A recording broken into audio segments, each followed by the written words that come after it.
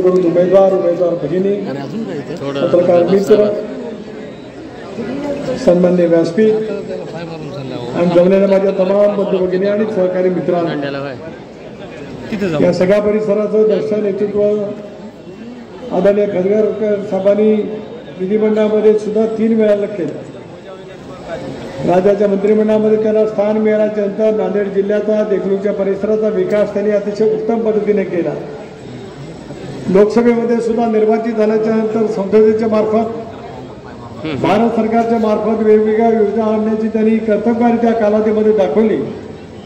पण देगलूर आणि देगलूरचा परिसर आपल्या सर्वांचे नेते भास्करराव खतगावकर साहेब यांच्यावरती प्रेम करणारा, त्यांच्या विचाराला पूरकपैकी ताकद आणि शक्ती देणारा अशा पैसा गेल्या अनेक वर्षांपासून जो आहे याची जाणीव प्रतिष्ठाध्यक्ष माझ्यासारख्या कार्यकर्त्याला नक्कीच या ठिकाणी वाटते. या गावामध्ये सर्व धर्म समभाव आहे.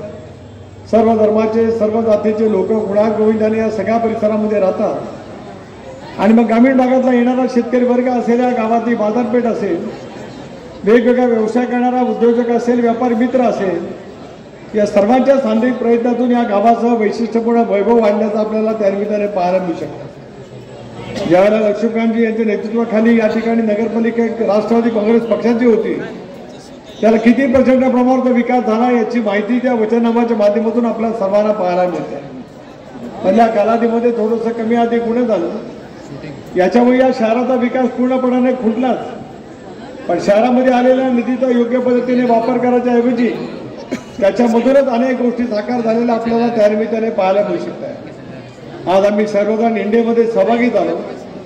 माझ्या सर्व धर्मीय नागरिकांना माझी नम्रतेची विनंती या निमित्ताने एवढीच आहे की आज 26 नोव्हेंबर भारतरत्न घटनेचे शिल्पकार डॉक्टर बाबासाहेब आंबेडकरांनी आज दिवशी या संबंध आपल्या घटनेचा मसुदा हा त्या कालावधीमध्ये सरकारच्याकडे सुपूर्द केला.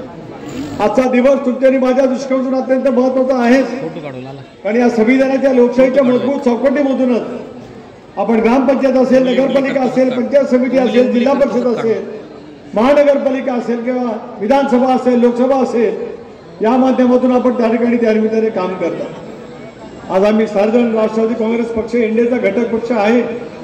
नवाब मलिक साहेबांनी सुद्धा विचार या ठिकाणी मांडले, माझ्या अगोदरच्या वक्त्यांनी सुद्धा विचार या ठिकाणी मांडले असतील. होय, मग आम्ही एनडीएमध्ये त्या ठिकाणी सहभागी झालो. पण आज मला काँग्रेसच्या नेत्यांना या निमित्ताने सांगायचं आहे, ज्या वेळेला राज्यामध्ये काँग्रेसची सत्ता दीर्घकाळ राहिली, त्या कालावधीमध्ये कधी अल्पसंख्याक समाजासाठी इतका मोठ्या प्रमाणात निधी उपलब्ध करण्याचं काम काँग्रेस पक्षाने केलं.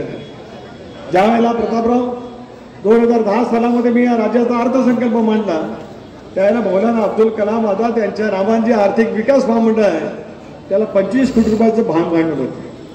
नवाब मलिक त्यावेळेला विधिमंडळामध्ये बसलेले होते. नवाब मलिकांनी माझ्याकडे अर्थमंत्री म्हणून मागणी केली की कुठल्याही परिस्थितीत 25 कोटी रुपयाचा जो DA या ठिकाणी ठेवलेला आहे तो 50 कोटी केला जावा.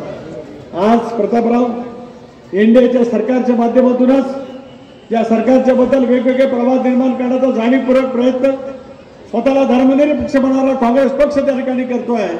आता या मौलाना अब्दुल कलाम आझाद या आर्थिक विकास महामंडळाचा नेतृत्व 1000 कोटीपर्यंत नेण्याचं काम आपले नेते अजितदादा पवारांनी त्या ठिकाणी केलं. तेवढा पुरता सीमित आपण प्रतापराव थांबलो नाही, तर या महामंडळाचा अध्यक्ष मुश्ताक अंतुलेने केलं. या महाराष्ट्रामध्ये अविनाशजी एकच अल्पसंख्याक समाजाचे मुख्यमंत्री झाले, त्यांचं नाव बॅरिस्टर AR अंतुले. माझ्यासारख्या कार्यकर्त्याला त्यांचा संवाद लाभला. रायगड जिल्ह्याच्या शिवधन मतदारसंघातून अंतुले साहेब त्या कालावधीमध्ये निवडून आले. त्यांनी त्या कालावधीमध्ये केलेली रायगड जिल्ह्यातील कामं असतील, पण राज्याचे मुख्यमंत्री म्हणून बॅरिस्टर अंतुले साहेबांनी केलेलं काम, संजय गांधी निराधारची योजना असेल, संजय गांधी स्वावलंबीची योजना असेल, या देशाने पहिल्या प्रथम कर्जमाफी पाहिली ती बॅरिस्टर अंतुले साहेबांच्या रूपाने पाहिली. एक अल्पसंख्याक समाजाचा नेता राज्याचा मुख्यमंत्री झाल्यानंतर समग्र देशामध्ये शेतकऱ्यांच्यासाठी पूर्णपणाची कर्जमाफी घेणारा धाडसी निर्णय घेणारा नेता कोण आहे, तर त्याचं नाव बॅरिस्टर AR अंतुले आहे. मला समाधान वाटतं, अभिमान वाटतो आहे की त्याच भूमीमध्ये मी आज विधिमंडळामध्ये आदिती नेतृत्व करते. त्याच परिसरातून आज लोकसभेमध्ये माझ्यासारखा कार्यकर्ता त्या ठिकाणी काम करतोय. माझ्या सांगण्याचा मतिदर्थ असा आहे, आम्ही एनडीएमध्ये सहभागी झाल्यानंतर काँग्रेस पक्षाने तीळ पापड त्यांचा आग पाकड त्या ठिकाणी काढण्याचा प्रयत्न केला. जे काम तुम्हाला अल्पसंख्याक समाजासाठी कधी जमलं नाही हे करण्याची मनस्वीपणाची राजकीय इच्छाशक्ती अजितदादांच्या नेतृत्वाखाली त्या ठिकाणी दाखवली गेली. त्याच्यातून अनेक गोष्टी साकार झालेल्या तुम्हाला आणि आम्हाला त्या ठिकाणी पाहायला मिळू शकतात. आज अल्पसंख्याक विभाग आपले सहकारी माणिकराव कोकाटे यांच्याकडे आपण दिलेला आहे. त्यांच्याकडे सुद्धा 500 कोटी रुपयाचा नियतोय. शादीखाना असेल, गावागावांतील मोहल्ल्यातील रखडलेली विकासाची कामं असतील, अन्य काही बाबी करण्याच्या दृष्टीतून दफनभूमीची स्मशानभूमीची कंपाऊंड वॉल असेल, ही सगळं करण्याच्यासाठी मोठ्या प्रमाणावरचा निधी त्या निमित्ताने उपलब्ध करून दिला आहे.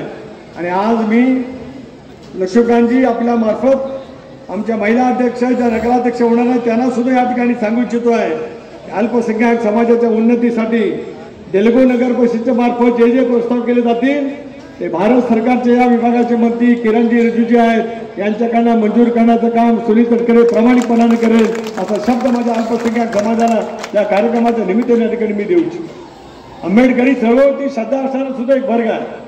आज तुम्हाला आणि मला जे काही लोकशाहीच्या माध्यमातून आपण या ठिकाणी उभं आहोत, तेव्हा डॉक्टर बाबासाहेब आंबेडकरांनी आम्हाला संविधान दिलं, संसदीय लोकशाही व्यवस्था दिली.